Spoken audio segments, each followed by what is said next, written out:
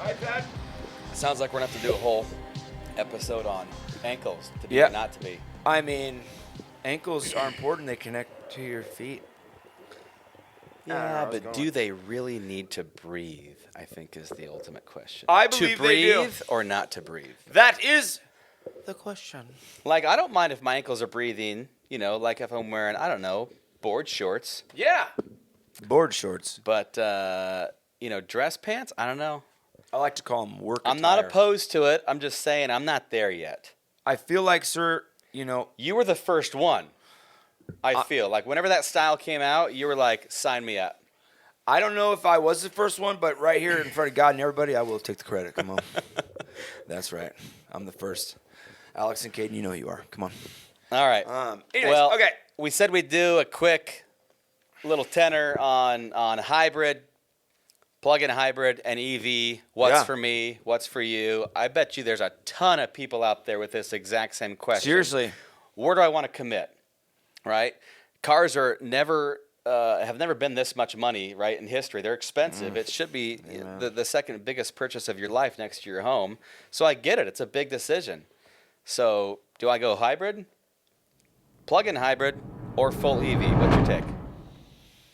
I personally, my response to this question would have been different a year ago. But Yeah? I like the EV. Well, tell me about a year ago. What would change? I didn't know enough Okay. about the EV. I knew what it took to, inform people of their own decision. Like, hey, this is what I know. Here's the facts between an EV, hybrid, plug-in hybrid. But I didn't experience it myself. Yeah. And so once I did. Because you own 2 EVs now, right? I do, yeah. Yeah, all right. I do. Yeah, my wife was the first. Yeah. She bought an EV. She took the leap of faith. She sure did. And, I was like, dang, this is really cool. And then, of course, she's a very nice woman, but she's also very competitive, and she likes to make fun. And every time I would talk about gas, She would rub it in. she would be like, I don't stop at the gas station. That's for That's peasants. that's for the peasants. Yes, that's what she would say. And I'm not a peasant. And if you're driving a gas car, please, I understand what you're going through. You're not a peasant Hey, as well. you know what? There's a time and a place for gas cars. Amen. And maybe we'll talk about that in a minute. But my experience with pickup trucks, 1,000%. okay, let's just talk about it for a second. All right. If you're in the market for an EV pickup, my opinion right now, and mind you, he'll tell you I'm an EV nerd. Seriously.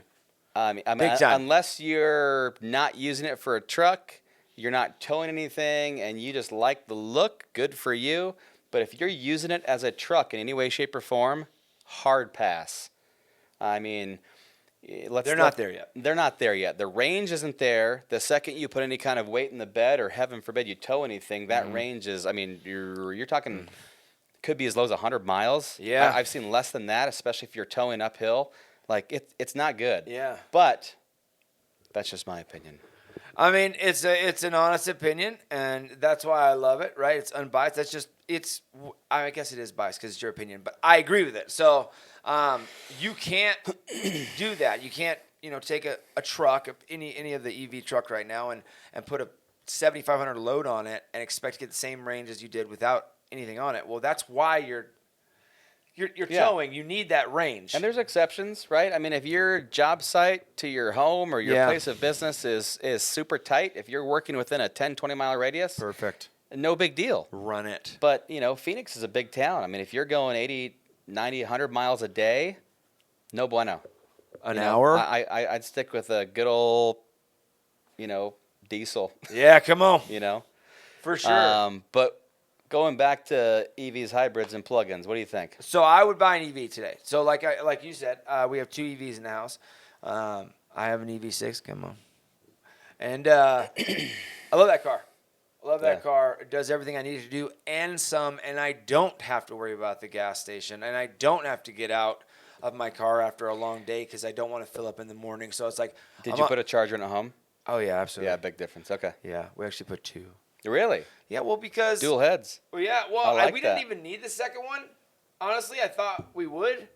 But the cost isn't as expensive the second time, right? Because you already ran the cable. Yeah, the wires have already been ran. Yeah, it's literally plug and play. I actually installed the second one. No, that's a good idea. You did. And the house is still... It's still intact for now. No smoke, no... Yes.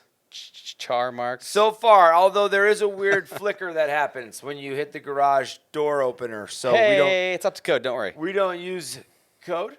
Huh? Permits? Oh, Code? stop What? it. I'm on the east side. They don't check for that stuff, right? They don't check for that stuff. I check mine. Anyways, so EV. I would go EV all day long because it's fantastic. I don't have to worry about gas.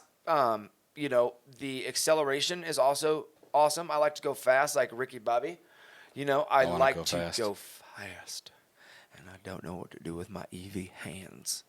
I had an EV in there for all those Talladega Nights fans. But yeah, I like to go fast.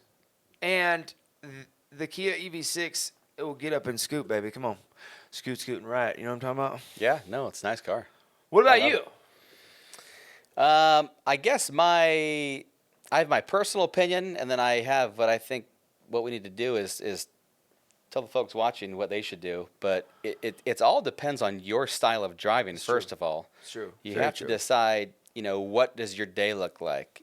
So most plug-in hybrids are going to get 30 miles or less on battery, and then your engine kicks in. So if you're somebody that's not driving a whole lot, maybe I take the kids to school, maybe I work 5 miles away. Hey, a plug-in hybrid is awesome because you'll never use your gas. You need to make sure you use it every 6 months so the gas doesn't go bad. Right. But you That's can a valid prolong point. that tank a long time. But if you drive a lot of miles, I don't think the plug-in hybrid's the best option. In that case, I'd go with either a hybrid or full EV if you have the right charging infrastructure. For sure. I mean, you bring up a valid point for all those people that are, thinking about a plug-in hybrid. I think that should be the qualifier. How far are you driving every day? Yeah, what does your day look like? Is there a charger at your destination? Do you have a charger at home? I mean, there's a lot of factors. It's got to for be sure. worth it because there's a premium on a plug-in versus a plug-in hybrid. Now, if you drive a lot of miles, I will say, at least in Arizona, the biggest benefit is the HOV lane. Come on. Oh, my gosh. Why didn't I think about that? Now, you used to be able to get that on a hybrid and a plug-in, but not anymore. They shut that off after they hit 10,000 registrations years ago. So the only way to get a cloud plate now is a full EV. Come on. I don't know. I mean, I drive 45 minutes to and from work every day, so that's a no-brainer for me. And the EV6 is perfect for that. I mean, it's smooth, it's quiet. Yeah. And, it's got some pretty accurate lane keeping technology. Yeah. You know what? I'm glad you mentioned that. Lane keeping, for sure, they're autonomous. Yeah, I mean, is superior I agree. to other OEMs. I mean, 100% if agree you with you. subtract out actual full self-driving, just autonomous features. Yes.